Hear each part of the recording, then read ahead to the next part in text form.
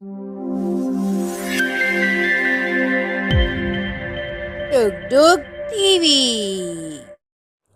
Hello my dear friends and my lovely babies, कैसे हैं आप सब? आई होप आप सभी बहुत अच्छे होंगे।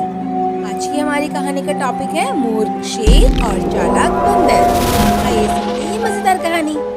सुंदरवन जंगल अपने नाम की तरह बहुत ही सुंदर जंगल था। एक दिन की बात है, कुछ जानवर नदी के किनारे बैठकर जंगल के राजा शेर की बातें कर रहे थे। हाथी ने कहा, जब देखो शेर मेरी सूंड में चींटियां घुसा देता है और मुझे परेशान करता है। फिर कछुआ बोला, वो मेरी पीठ पे तो पैर रखकर खड़ा हो जाता है। मुझे बड़ी तकलीफ होती है, मैं तो चल भी नहीं पाता। हाँ भाई, शेर अक्सर मेरे परिवार के लोगों को डराता है जब वो सो रहे होते हैं और फिर दहाड़े मारकर हंसता है। मुझे बड़ी तकलीफ होती है। कुछ देर बाद बंदर ने उन सभी की बातें सुनी और पेड़ से कूद पड़ा। उसने कहा, तुम लोग क्या बात कर रही हो? शेर से डरने की कोई जरूरत नहीं है। शेर तो गूंगा जानवर है। जब मेरा मन करता है मैं उसकी पीठ की सवारी कर लेता हूँ। सभी जानवर हंसने लगते हैं। अरे बंदर, तुम पागल हो गए हो क्या? शेर ने तुम्हें धमकाया नहीं होगा, बल्कि अपनी पीठ पर बैठाकर सवारी करवाई होगी। पागल कहीं का। हम सबको भी पागल समझाए क्या? अरे नहीं नहीं, मैं तुमको ये सब साबित करके दिखाऊंगा। मैं जंगल के दूसरे हिस्से में जा रहा हूँ, जहाँ एक बरगद का पेड़ है। वही मेरा घर है। अगर शेर यहाँ आए तो मेरे पास भेज देना।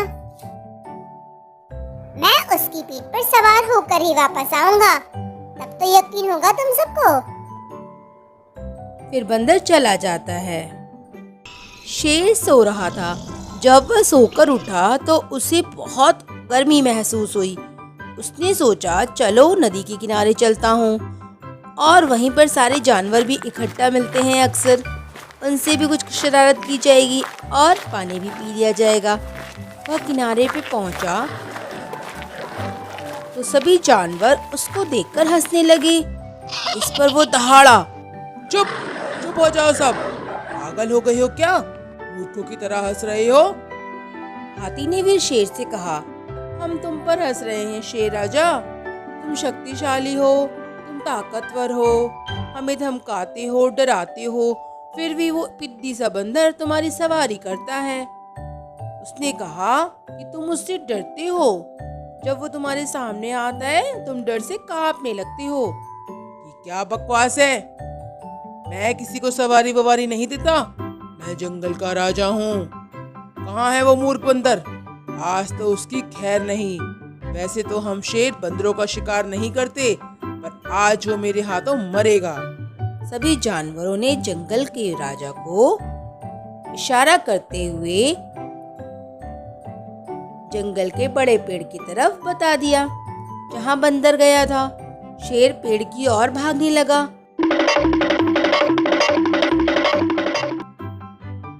अरे बंदर, कहाँ छिपे हो? अपने घर से बाहर आओ। नीचे आओ, तुम्हारी मौत खड़ी है। फिर बंदर सामने आया। शेर ने कहा, जंगल के जानवर बोल रहे हैं कि तुमने उनसे कहा था कि मैं तुमसे डरता हूँ और तुम्हें अपनी पीठ पर सवारी करवाता हूँ। नहीं साहब, मेरी इतनी मजाल कि मैं आपके बारे में इस तरह की बातें करूं। मैंने तो इसके विपरीत कहा था। उन्होंने गलत सुन लिया होगा शायद। तो मेरे साथ चल और पता चल कर उन्हें। महाराज, मेरे पैर में चोट लगी है। मैं कैसे चलूं? आप बताइए। तू मेरी पीठ पर बैठकर चल। ठीक है महाराज। फिर बंदर शेर की पीठ पर बैठकर चलने लगा। अचानक बंदर जोर से चिल्लाया, मैं तुम्हारी रंगी पीठ पर सवारी नहीं कर सकता। तुम्हारी सख्त खाल मुझे चोट पहुंचा रही है और खुद के सहारे के लिए भी मेरे पास कुछ नहीं है। मेरा संतुलन बिगड़ रहा है। मैं नीचे गिर जाऊंगा। फिर शेर ने बंदर के लिए पत्तों की एक नरम रस्सी बनाई और अपने गले के पास पतली सी बेल बांध ली और बंदर को पकड़ने के लिए कहा। वो फिर से चलने लगे। कुछ देर चलने के बाद बंदर फिर से चिल्लाया, उफ, ये बहुत सारी मक्खियां हैं जो मेरा संतुलन बिगाड़ रही हैं। शेर ने फिर मक्खियों को मारने के लिए एक पतली सी टहनी बंदर को दी और वो आगे बढ़ गए। जैसे ही वे नदी के पास पहुंचे, बंदर ने पीठ पर सीधा खड़ा हो गया और घूरता हुआ चिल्लाया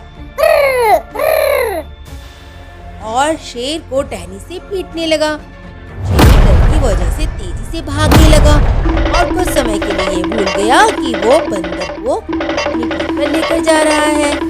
दूसरे जानवर ये सब देखकर हैरान हो गए। शेर बेतहाशा भागे जा रहा था। चलो और तेज चलो मूर्ख शेर, और तेज चलो। बंदर शेर की पीठ पर से कूद गया और एक पेड़ पर चढ़ गया। सभी जानवर यह देखकर हंसने लगे। मान गए बंदर उस्ताद तुम्हें तो। तुमने अपना कहाँ कर दिखाया। जब शेर को सब कुछ समझ में आया तो वो बहुत शर्मिंदा हुआ और फिर जंगल के उस हिस्से में कभी नहीं आया और ना ही किसी जानवर को सताया। इस कहानी से हमें यह सीख मिलती है कि हमें कभी भी अपनी ताकत का घमंड नहीं करना चाहिए, क्योंकि ताकत से कुछ नहीं होता। चालाकी और चतुराई दोनों जरूरी है। बंदर कितना छोटा सा था और शेर जंगल का राजा और ताकतवर, फिर भी बंदर ने उसे मजा चखा दिया और शेर अपनी बेवकूफ़ी की वजह से सारे जानवरों के साथ शर्मिंदा हुआ।